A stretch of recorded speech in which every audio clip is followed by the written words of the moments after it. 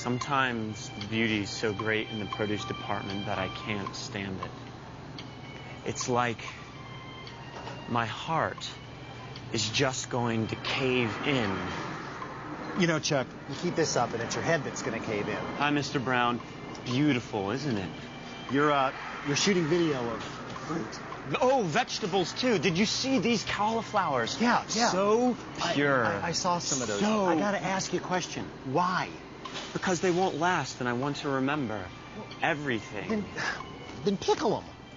Oh, come on, Mr. Brown. That's Depression-era Aunt B kind of talk. I'm a high-tech kind of guy. Well, let me tell you, just because we don't have to preserve pickles doesn't mean we shouldn't preserve pickling. I mean, there are recipes for refrigerator pickles that, besides being incredibly simple, combine just out-of-this-world flavors and textures. But I can buy pickles. Oh, you can buy pickles.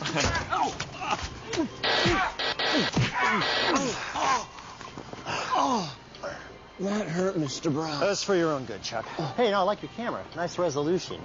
Liz, let me tell you something. Until you have come in on a hot July day, having mowed the lawn, of course, and thrown open the refrigerator and cracked open the lid to a jar of pickles that you made yourself and relished that crisp, clean, cool, tangy, tart, sweet gestalt, you don't even know what beauty is. Well, what if I get tired of cucumbers? Well, just name anything in the produce department. Cauliflowers. Pickles. Carrots. Pickles. Pears. Easy pickles. Believe me, Chuck, if you'll just take a little time to learn a few basic procedures, not only the whole produce section, but the whole world can be your pickle. And goodies.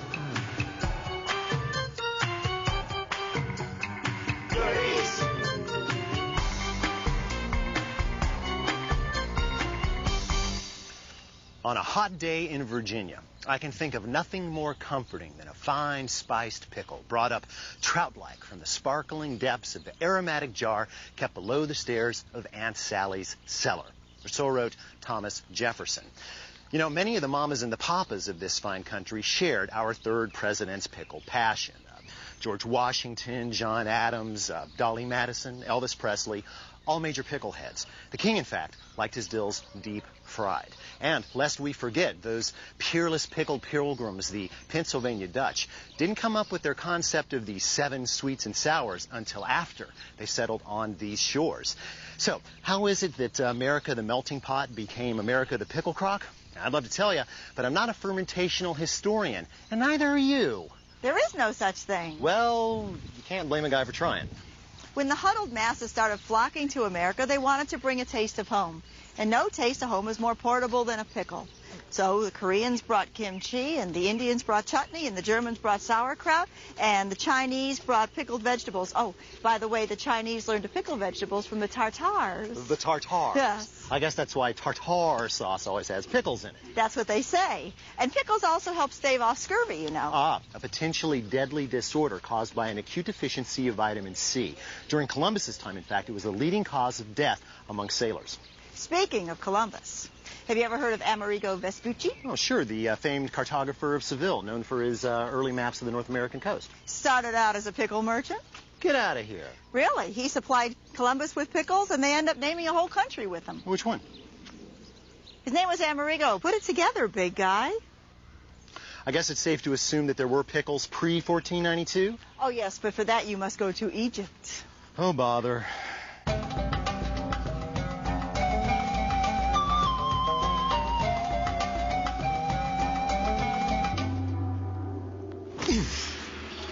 Pickling was invented about 4000 BC in India as an effort to preserve food in that very unfood-friendly climate. Now, as it gained popularity, it migrated east and actually caught the eye of a woman looking to do a little nature cheating of her own. Cleopatra. Ah, proof. The woman consumed pickles religiously, believing that she would somehow absorb some of their preservative powers. There's even a legend that she was buried with thousands of jars of pickles, sealed with a curse. Now, what I do know is that before the old girl became a pickle herself, she managed to introduce them to a few of her friends. For instance, what's this? Her boyfriend, Julius Caesar. late of Rome, found pickles to be so invigorating that he ended up including them in all of his legionnaires' rations. And this began sort of a military, tradition that was followed by Napoleon, who certainly knew that armies fight on their stomachs, and by United States forces, which during World War II actually consumed 40% of the nation's pickles. Now, as for the curse, that's just silly kid stuff. But, any food impregnated with and therefore preserved by an acid is a pickle. Now, there are hundreds of world pickle styles, but only 2 true pickle schools.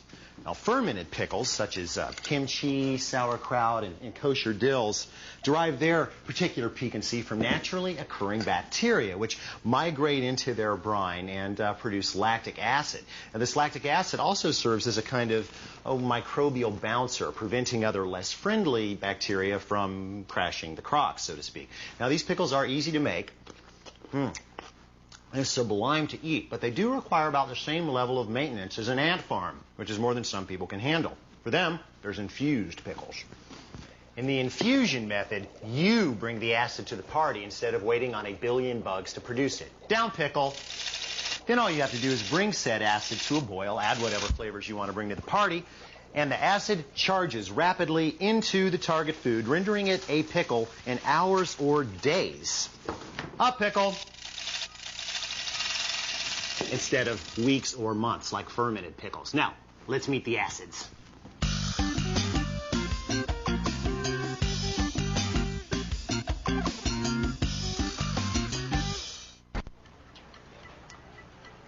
Vinegar, besides deserving a show of its own, is yet another example of good food gone bad in a good way. After all, vin means wine in French, and aigre, sour, again, French. Simply put, vinegar is what happens when acetobacteria go on a drinking binge. They gobble up all the alcohol and wine, beer, what have you, and turn it into acetic acid. Now, this takes a good bit of time, so the bacteria construct a colony called a mother, which looks like a big jellyfish. And once it's finished converting the alcohol in one container, it can be moved to another, and then another, and another. So it's an immortal jellyfish. Now, any alcoholic beverage will do. For instance, distilled white vinegar is made from grain alcohol, which, as any frat boy can tell you, doesn't taste like much. Neither does this, really. I sometimes use it if I'm trying to preserve the color of a particular pickle, but other than that, it's best for cleaning windows. Of course, then there are wine vinegars. Red wine begets red wine vinegar. White wine begets white wine vinegar, sometimes even champagne vinegar. Sherry begets sherry vinegar, and on and so forth. Now, the one kind of odd bird here is, of course, balsamic vinegar, which is definitely different. But most commercial versions are nothing more than red wine vinegar with some caramel added for flavoring. The real stuff? Well, that's another thing altogether. See, the real balsamic vinegar actually begins with high-grade white wine vinegar. Then, through a very long and tedious, and did I mention long, aging process, is miraculously converted into a thick, brown, syrupy, sweet elixir. What has this got to do with pickles? Ha! Absolutely nothing. Stuff makes rotten pickles. Truth is, pickle making, I use 2 vinegars primarily. Apple cider vinegar and rice wine vinegar. Now, as the name suggests, cider vinegar is made from hard apple cider. And besides its subtle apple flavor, I like it because it's very food-friendly, because it's balanced. Its acidity doesn't overwhelm its sweetness. Another thing I like is that because it's got the same acid level as this white distilled vinegar, I can switch them out for each other in recipes. Gives you a little bit more versatility. Now, the other vinegar that I'm fond of, rice wine vinegar, is derived, as the name would suggest, from rice wine. It's a little different, though, because it doesn't really have a flavor of its own, just a subtle sweetness and a very low acidity. That means that it's great for making, subtle Asian-style pickles, or for cutting the acidity of harsher vinegars in certain pickle recipes. The downside is that you cannot interchange these for any of these other vinegars, okay, because of the lower acidity. Same goes for homemade vinegars, which are great on salad, but due to their unpredictable acidity, have no place in pickling. Okay, end of lecture.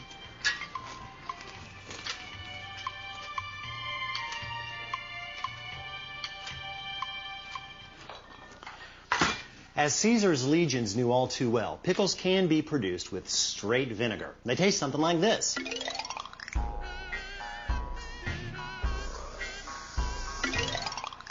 That is why most of the pickles on this planet are produced with a hybrid liquid, a combination of vinegar, salt, water, and sugar. Sure, there are herbs and spices to be dealt with, but they must remain shrouded in mystery for the moment. What's important is that the final nature of a pickle is greatly determined by the proportions of these humble elements.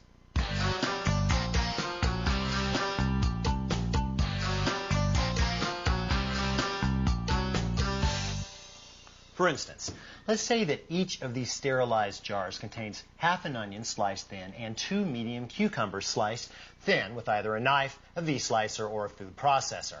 I happen to like my pickles on the sweet side, but sour is the preference of my brother. Why let my doppelganger into the house? Well, to help me prove a point, that by making minuscule alterations to the pickle's DNA, we can produce radically different results. Ironic, don't you think? We both begin with a cup of water. Besides taking the bite out of vinegar's bite, the additional liquid will help keep the infant pickles submerged. We both follow that up with a cup of cider vinegar. But my brother also adds half a cup of champagne vinegar. As for the sugar, a cup and a half for me, a measly half cup for him. As usual, we're pushing opposite extremes of the same envelope. Salt, a mere pinch of kosher for me, 2 tablespoons plus 2 teaspoons for dark man over there. Now, the spicy stuff. Whole yellow mustard seeds.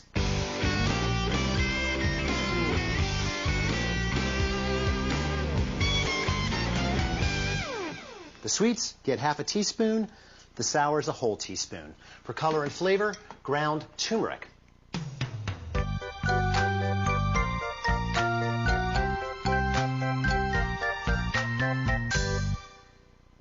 Half a teaspoon for the sweets, but a mere quarter for the sours. Celery seeds,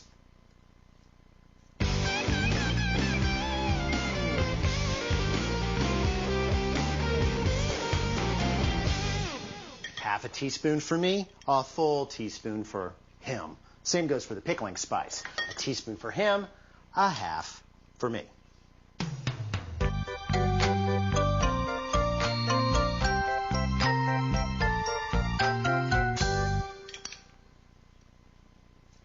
Now, we bring this to a boil and then simmer it for a full 4 minutes, just to wake up the flavors.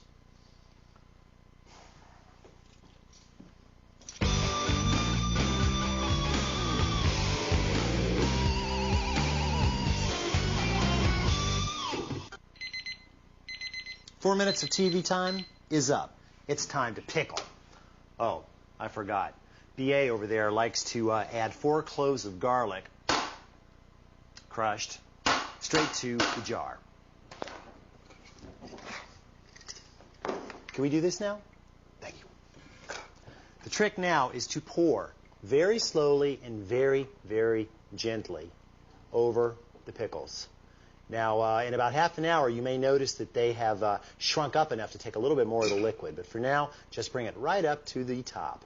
Please do not splash. And be careful if you have a white counter, because this stuff can stain it. There. Wait till it cools completely, top it off again, and into the refrigerator. How long will these keep in here? Well, 4 out of the 5 microbes we polled say they can't stand the acidity in there, but there are a few strains of mold and yeast that can live in there, so you really shouldn't look at beyond 3 months. Personally, I've never kept any longer than 2 months, but they didn't go bad. I ate them. Anyway, a good rule of thumb is if they start to grow fuzz, throw them out. Oh, yeah, 3 to 5 inch pickling cucumbers are best for this, but anything from English cucumbers to even zucchini makes a swell bread and butter pickle. Infusion is a method which works and plays well with others. My brother, for instance, will convert this innocent-looking half-pound of mini carrots into combustible comestibles he calls firecrackers, while I elevate this humble sliced Bartlett pear and red plum into a cooling dessert pickle possessing hidden talents, which I'll release on the Unabomber when he least expects it.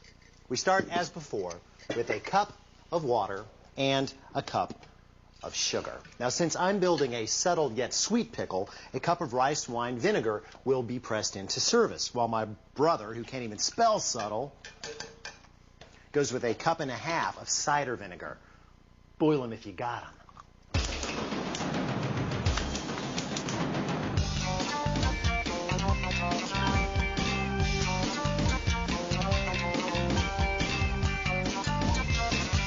All right, bring on the flavor packs. My brother's cruel carrots receive a teaspoon of onion powder, not onion salt, half a teaspoon of mustard seeds, a teaspoon and a half of kosher salt, and a teaspoon of chili flakes. The fiend. I've decided to sidestep spices in lieu of fresh flavors added directly to the fruit. Say half a lemon sliced perilously thin and a tablespoon's worth of slivered fresh ginger. Now I just put that right back into the jar. And then, of course, the piece de resistance, fresh mint. One big old sprig right down the middle. Now, since I'm not going to be opening up any spices, I don't have to wait for this to come to a boil.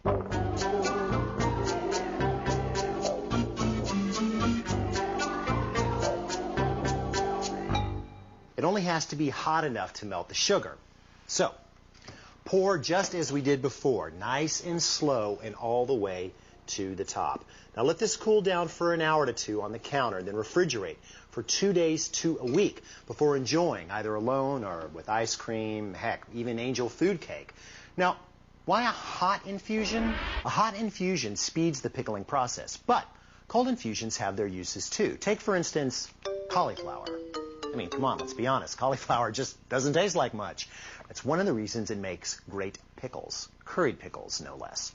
Start by heating a tablespoon of canola oil in a heavy skillet over medium heat. Then, crush a teaspoon of cumin seed along with a teaspoon of coriander seed. Now, coriander grows up to be cilantro, but they don't even taste remotely alike. Go figure. Add these to the pan along with a couple of teaspoons of curry powder, a teaspoon of minced fresh ginger, and a clove of garlic, smashed. Now cook these, stirring often until the oil colors and the kitchen starts to smell like an Indian restaurant. Then toss in a head's worth of cauliflower florets, washed of course. In the meantime, combine a cup of H2O, 1 cup of rice wine vinegar, and half a cup of cider vinegar, along with 3 tablespoons of sugar and a teaspoon of pickling salt. Place the lid on securely, I might add, and shake to combine. Once the cauliflower has softened a bit, add it to the jar. Cool, chill, wait a week for the magic, and then serve with our grilled lamb, which you can check out at www.foodtv.com.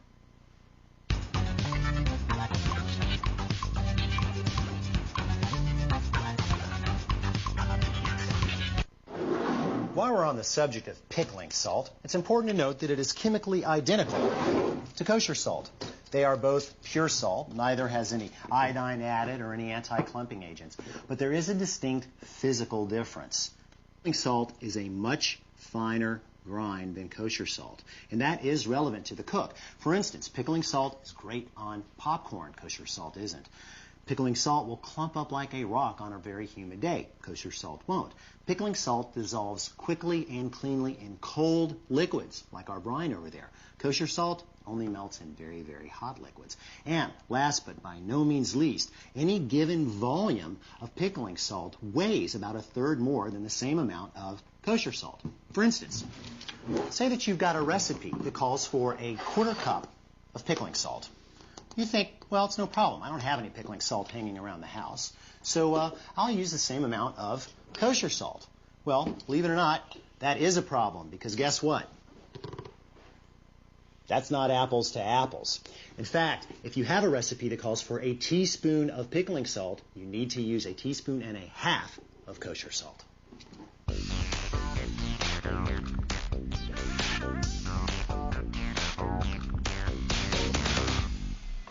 Well, here we are a week later, and we are highly enthused about our infusions. Why don't you go ahead and try those fruit pickles there. My secret weapon, of course, the juice. Now that it's all minty and mellow, it's good for a lot of things. Heck, throw it on the rocks with some club soda, and you've got a nice summer spritzer. Or you could even pop it in the old ice cream maker and sorbet. Tangy, sweet, perfect summer dessert. Beat that. Well, there's proof. One man's good eats is another man's, well, Now, come think of it, that's probably pretty good. Oh, thank you. I will try one.